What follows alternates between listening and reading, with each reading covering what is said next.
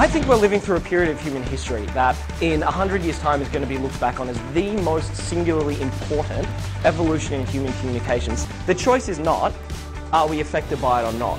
The choice is, do we embrace it? Across more than 4,000 CEOs in more than 115 countries, 40% are giving their business a 10-year time horizon unless it radically transforms. There is a 3-step toolkit that 90% of the time can get you 90% of the way there. This is critical for anyone in the room who's in a management or a leadership role, right? One of the most common pieces of pushback we get from our teams at all levels of seniority is we say, we want you to be innovative, and they go, I'm not allowed, there are too many rules.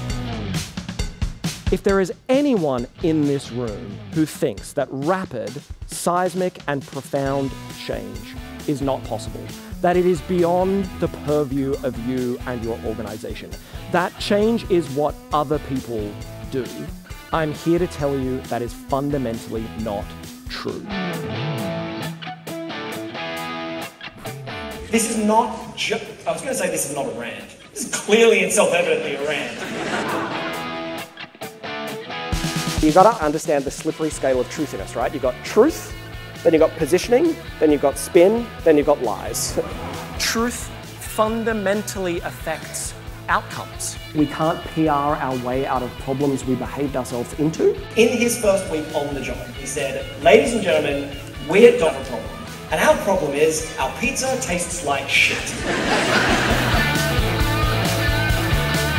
This example shows together even beyond industry boundaries. Only 12 months after they implemented the changes, the number of errors in transition dropped from 90% to 0%. They literally solved the problem. If the surgeons can learn from the mechanics, imagine how much we can learn from each other. If we all knew what we all knew, we'd just be unstoppable, right? I would put it to you that the single greatest enabler of individual innovation is our willingness to challenge assumptions. I would argue from a change perspective, we need to make the impact of our behavior on other people around us the one and only gold standard by which we view our behavior.